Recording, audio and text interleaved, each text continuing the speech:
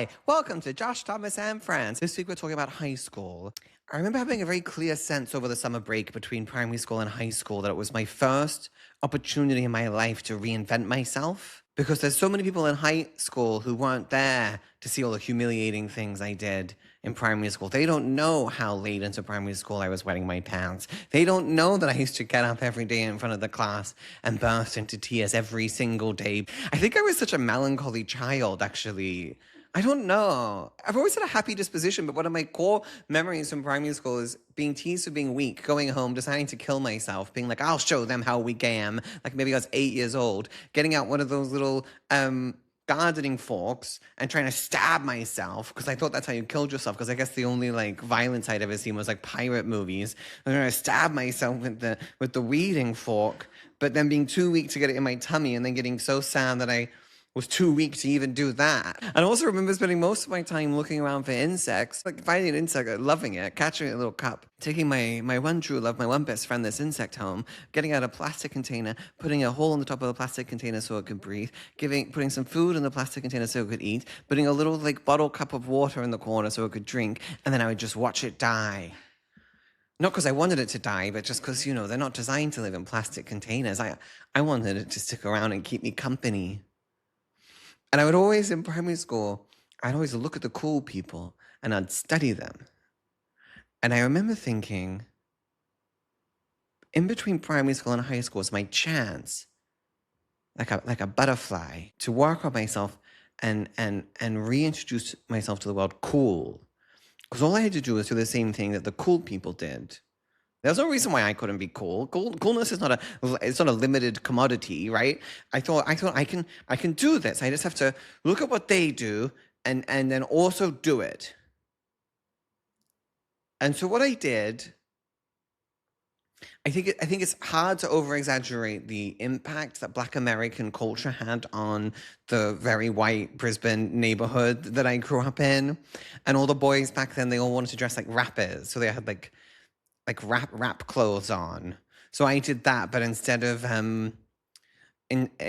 like normal shirt, I would have like a Mambo shirt, like a giant floral shirt. Actually, my favorite was a guitar print, but like a Hawaiian shirt, but it's guitars, giant, with these pants falling down because I wanted to look like I had street cred, I guess. And the other thing that I did is emo kids, they were wearing like neckties as a belt. So I copied that. I thought that was really nifty, but I wouldn't tie it up so tight because I know I needed my pants to sort of be falling down. And anyway, this might not surprise you, but that didn't work. I didn't go to high school and then was then cool. Spoiler alert, I wasn't cool in high school. I decided in high school I was just going to be funny over that summer break because I had done like these talks, in primary school, if you do like an oral assessment, and I was funny in those speeches, and I thought, I can just be funny and just like monologue like that all the time, and then maybe I'll be popular. And it's crazy how that worked out, actually. Yeah. Yeah, actually, it was a good plan that I made when I was 11, and actually it worked out. This week we're chatting to Tom Ward. Me and my friend Tom Ward have been best friends since the first day of high school we met. And we're going to go year by year. We're going to do 5 different episodes. This episode is grade 8. And it is mortifying. It's mortifying. I also do think we gloss over in the interview how fucking rough we were. We were just like we were such losers.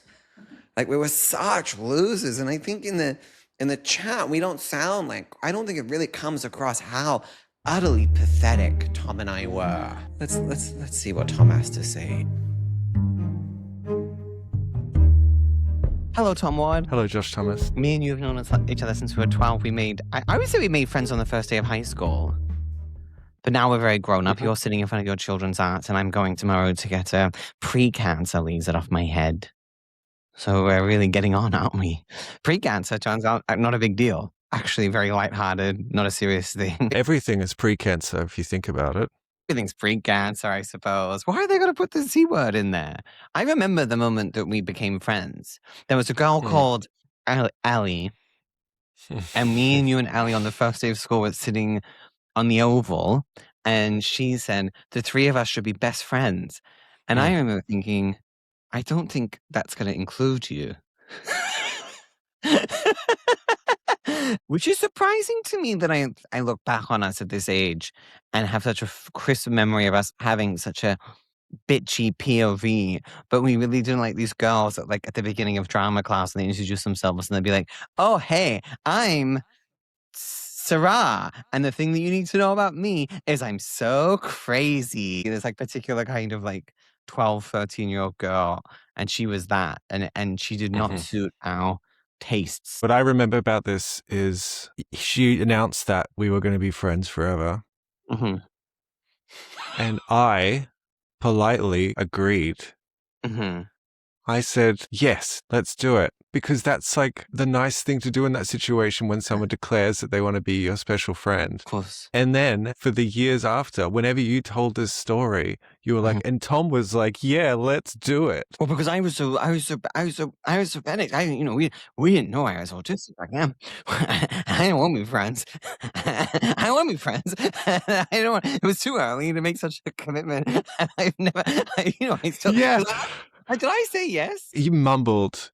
You were non-committal, like, you got out of it, and I'd said, I "Yes, let's do still it." remember the flip in my stomach because I had to pretend that Yeah, we were going to be a you little reacted gay. exactly how you would right now. Still. That's fine, I understand how you were feeling, but for years onwards, you were making fun of me for agreeing to be friends forever. I remained your friend as well.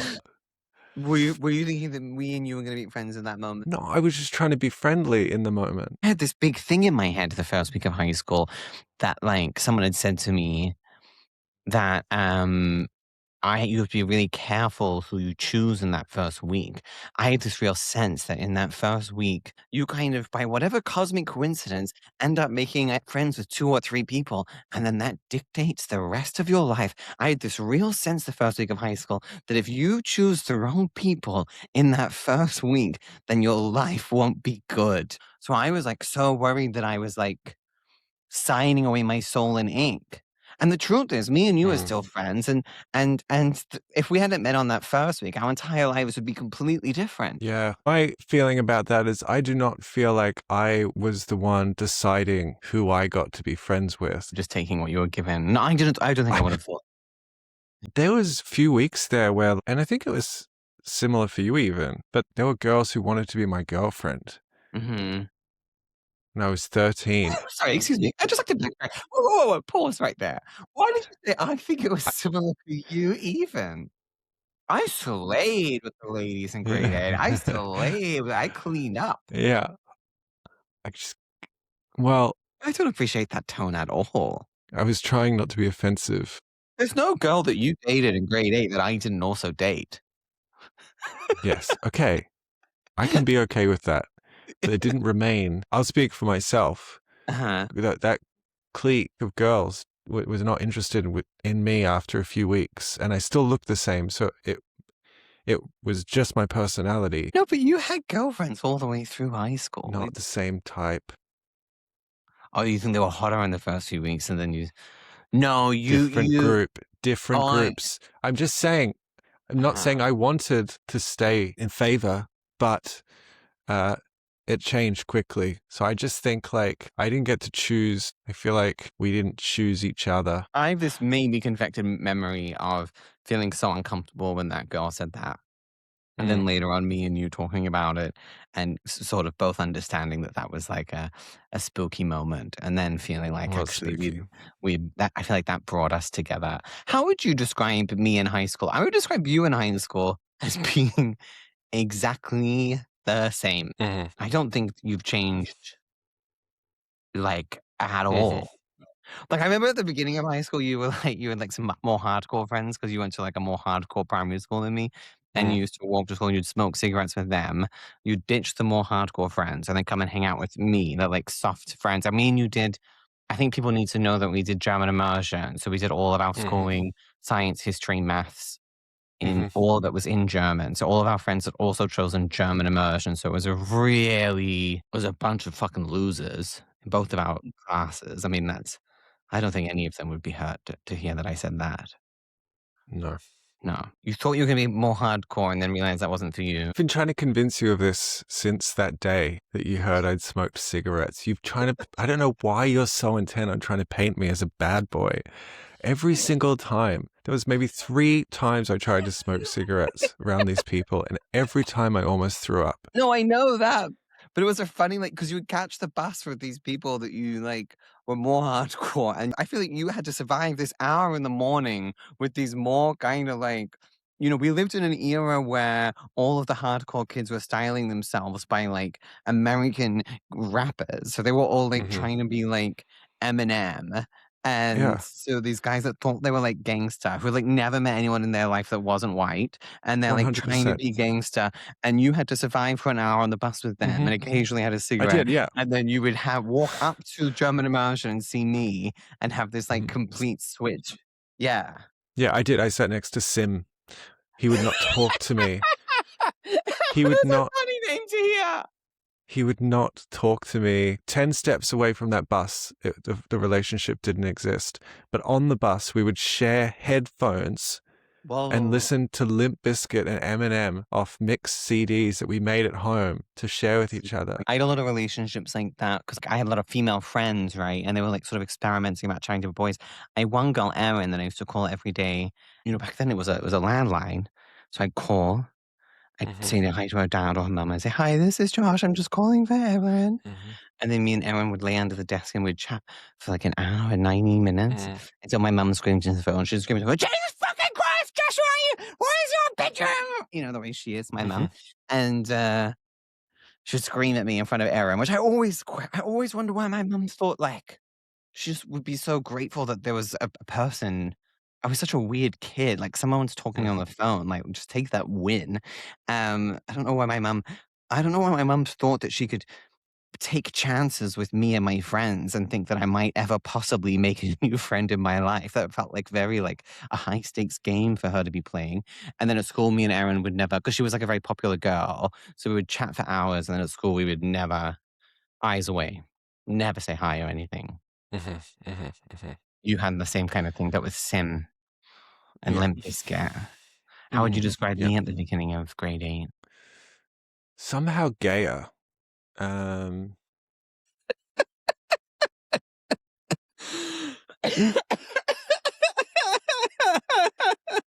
Yeah. while dating all of these popular girls, same Yeah. as same as me. It's very Um, performative. mm, I decided I was gonna be funny in high school. mm, I did a lot of like dancing, and I made friends with all these girls. And then I started getting bullied, and they used to call me dancing fag or fairy boy. mhm. But the thing about that is, will you tell them why I was called fairy boy? Uh, My brother told me you not to do it. we had a Valentine's Day free dress, February and 14th. So this is what 3 weeks into the new year. This is like s- 3 weeks into high school. I think it was like the second day. And I had decided I was going to come to high school with like a personality. I was going to be like a funny guy. Because in primary school, Yeah. I was like really shy and I used to cry a lot. That's so crazy to imagine. We definitely arrived with like showbiz energy, and and you came as Cupid. You dressed as Cupid, so you wore red tights, Because it was dress up. and You you paid made $2. You can dress up. There's a competition you can enter at lunch, a little lunch where you enter. So I went on stage like this in a competition, yeah, you made wings red tights, out and I was of chubby as well. So I'm like chubby in red tights, yeah, no pants over the top. Where did I get those yeah. from? Where did I get those from? Where did you get the tights? I made wings out of manila folders, and like Yeah, they were so like also like there's the faggotry of this, but then there's also like they were made out of manila folders, and I like made a bone structure with like bamboo sticks and just like taped it. And I don't think I painted it, so it was just like this like shitty, decrepit cardboard in my like red tights. I was just in that all day. I can imagine how you felt. I don't think we ever discussed at the moment that you saw me. I didn't know what the fuck I thought about anything at that age. I was totally a child. Some of the kids were not children. So with Yeah, there was men. 13-year-olds who were like, especially like the difference between like 13-year-old girls and boys is like these were some of these people were grown-ups but I was not. I was a child. And so you arrived as a Cupid, and I thought, oh, Well, it guess wasn't that's funny. I boring. guess that's funny. Yeah. And they started calling me Fairy Boy, which is, fair enough. They used to call me Fairy Boy, Dancing fag. Dancing Fag, which is also fair enough. Actually, nothing about that's untrue. And, how did they know before me? We'll never know. Mm, We'll never know. And they used to, because I was quite fat, they used to, pelt coins at me because we sat at mm, this feels like an important bit of lore. We sat at B block, which was like the cool, like the more B block. hardcore block, and it was very Mhm. separated boys and girls. And I was friends with all the girls, and then you could go to the boys or all the girls, and the boys would kind of like bully me, and then they used to pelt like 5, 10 cent pieces at me, and then I would pick them all up and go and buy Yeah. an ice cream or something, and You I'd eat it all showed you fat. showed them.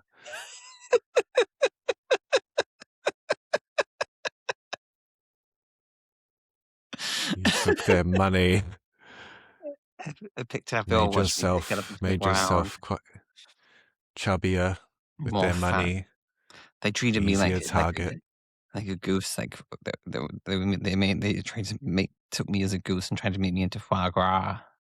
Yeah. That's the kind of joke that would've got me bullied more hard. When you hear me say something like that, you think maybe Foie these gras boys have a fag. point. Foie Foie gras gras faggot. faggot. Foie gras faggot. That's nice. That's got like Mm. that sounds nice actually, yeah. It's always tough when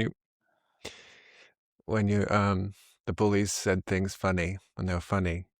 Because we appreciated things that were funny. Sometimes they'd be funny while Well, and bullying you. I always have a lot of internal tension even after all these years, kind of presenting myself as someone that was bullied in high school because I was also a bully.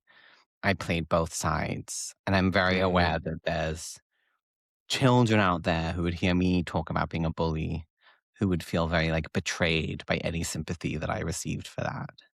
mhm, So I try not to present and I do, like, actually look back at because some of the people I bullied probably didn't deserve it, definitely didn't deserve it, but then some of them were, like, people that, kinda took me on, and they thought that, like, the way to popularity was to bully me, and they didn't realize, that how talented I could be. mm, And one of them was this boy, I don't think we should say his mm, name. One of those, this boy, we'll give him a new name. Mickey? We'll call him Mickey. And, um, and he used to try and bully me, and then I'd wind him up. I'd respond, I mhm, would call me gay and stuff. I'd wind up and he started, like, hitting his head on the desk, and mm, I made up this song, and I would click like this, mhm. and I'd go, I know the tune. you know the song, "Mickey doesn't have a A penis. penis. Ch ch ch. Mickey doesn't have a penis," and you click like this, and then it just took off this song, it took off on a world of Mhm. its own. This song took off like it had, this is sometimes you've got a hit on your hands and you don't even realize, and then it got to the point where people weren't even doing the lyrics anymore. He was just sitting there, and the class would click like that Yeah, until he started, like, hitting his head against the wall. But it would always start with him, like, saying the most, like, meanest things to me, like, trying to fight yeah. me and, like, being, like, very, like, physically rough with me and stuff. Mm, And then one day, my first stand-up show I ever did, I told this story in this, like, victorious way, but that one day he came, and there was this big thing that me and him were gonna have, like, a physical fight. And I can't remember what happens. I think what happens next is he swings a punch at me and falls over. Is that what happened in real life? don't remember that detail, but I know about the He, like, compass. came, everyone, like, gathered around, and then he went to fight me. I think he went to punch me, and he just, like, fell over. I just jumped out of the way, and he fell on the ground, I think. Anyway, so it was this huge victory for me in one of these, like, very specific wars of, like, losers on losers. I look back on that guy, and I just think, "Man, that's just, like, he had such a tough childhood, didn't he?" Like, he, like, actually, like, I fair enough, use me as an outlet for your rage. It's, like, so fair. Yeah. Like, you imagine what his home life would have been. Oh God, that poor child with his home life, and then he comes to school and he's got you next to him. Well, I mean, he was, like, punching me and, like, pushing me against walls and stuff, to be clear, Yeah. like, I was attacking him through poetry.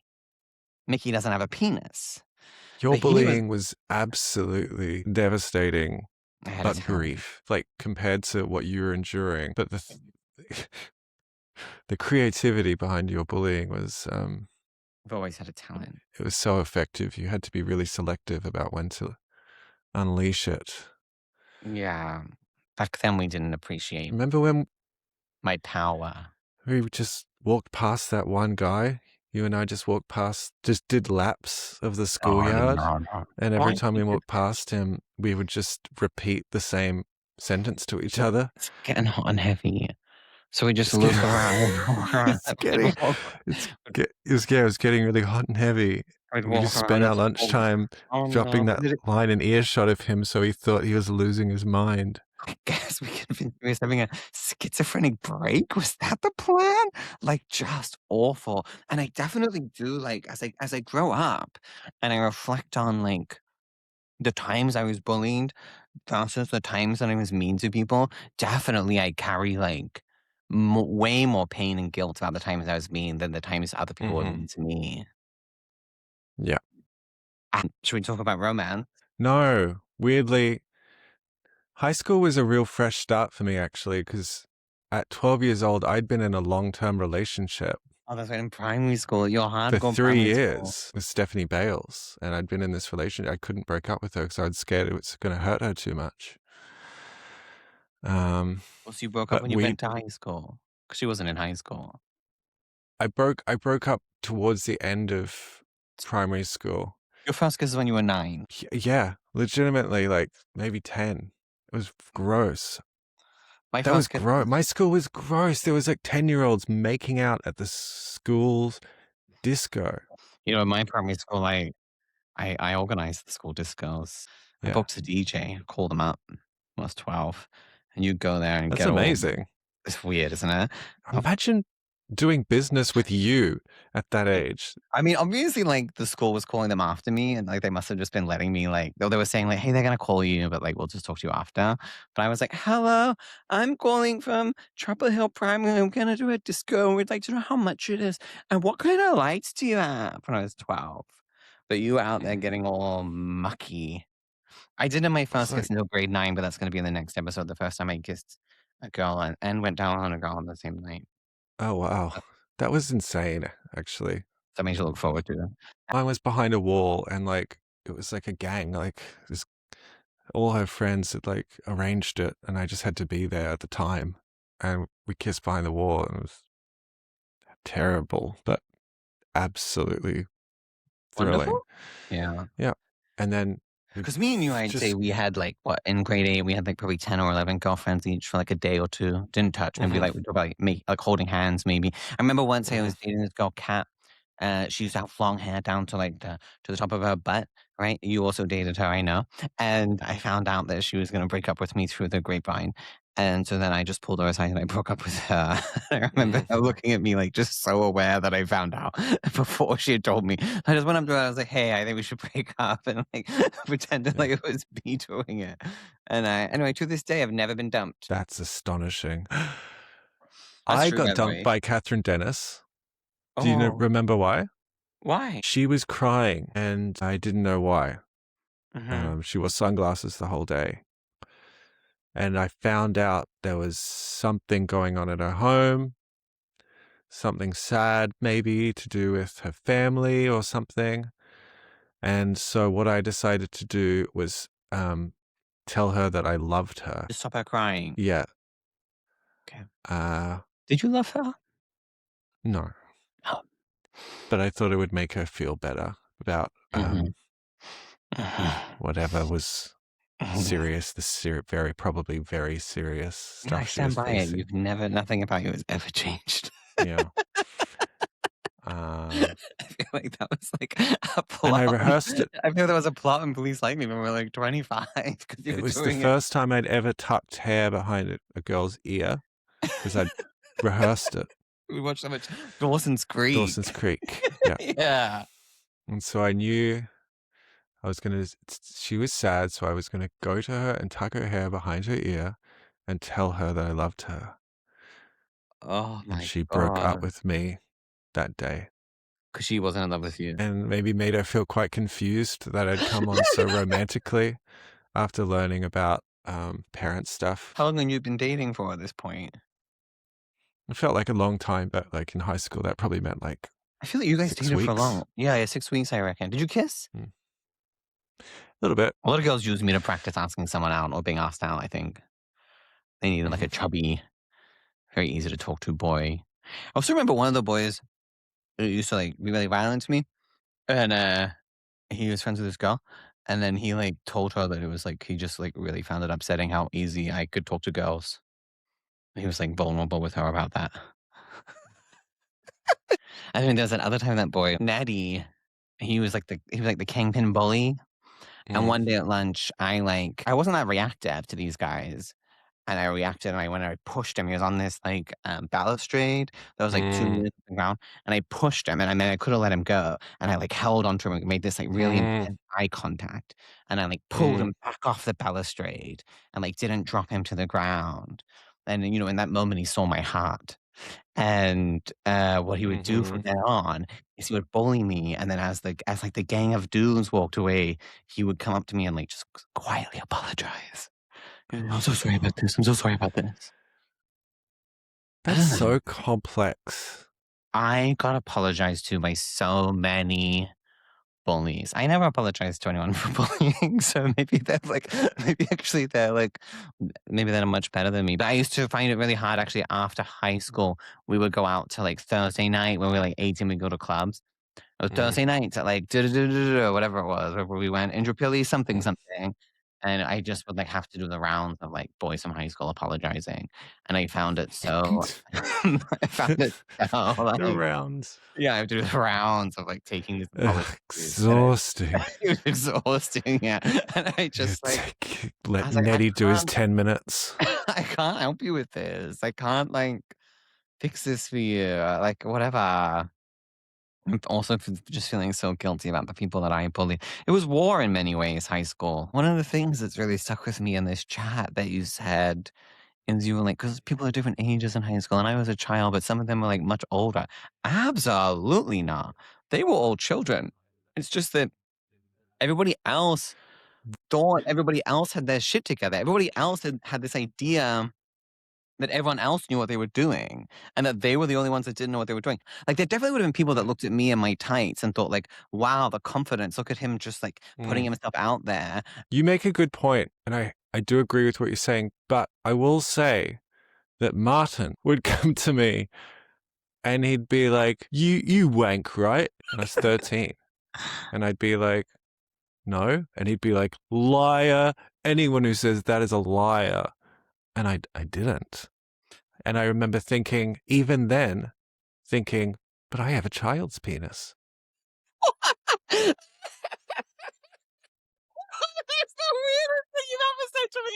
That's the weirdest thing. And all of these 21 years, you found Yeah. it, you made it shock me. That's what you Yeah. were thinking?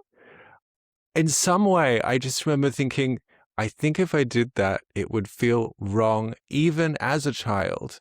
Wait, but you weren't trying. I was trying. Like I I was wasn't like, trying. all in This is what grade I 8, I mean. was trying. I was like trying No, to get something out. No, no, really. not until later. Probably because of Martin, Yeah, which is you made it so weird. so weird. I used to before high school, I had a guy called his name was Aryan, and he used to find out I wasn't jerking off. He used to punch me. That's in grade 7. He'd be like, "That's gay." He'd punch me. You tell me stories about this guy, and they're always absolutely bizarre. Rough, really weird. Because he also taught me how to cook really delicious Persian food. Wow, I'm just seeing like the influence this guy had on you actually is extreme. You gotta be careful who you make friends with in that first week. But I remember seeing these 13-year-old boys dating these towering 13-year-old girls because the girls got matured faster. And so there'd be like little boys dating people who look like grown adult women. Something about when you said girls matured faster than that made my brain go. I just spiraled a bit. I don't know what you meant by that. The whole thing feels They're mucky. just no. It's I'm just not being us as creepy. It's just how teenagers. it is. No, I Like, know you're not. I know you're not. But just, it I is see like, it like now. Like my child is. So the boys are toddlers, and the girls are like, they could be babysitting them. It's so unfair that the girls have to go to school with these there should be in a different morons. grade. You think? An all-girls school makes so much sense. Do you think next episode we're going to talk about grade 9? I think that's the time my first kiss, first time I went down on a girl. I think it's the time that you came to drama. You started being a drama kid. You turned, you gave up on your hardcore lifestyle. And my sport, which I was really good at. In grade 9, you had that girl get you all whipped up in that insane lie. Where she convinced you that she joined the mafia. Yeah. I can talk about that more easily now. I feel like we've left a lot of stones unturned in grade 8, but we've got to go. Thank you for this. Thank you. Do you have anything you want to plug? Not right now. You've got some stuff. You've got tours, and go and see Josh at the... Oh, please come and see me. Please come to my shows in Sydney this week. Someone, please come. Please.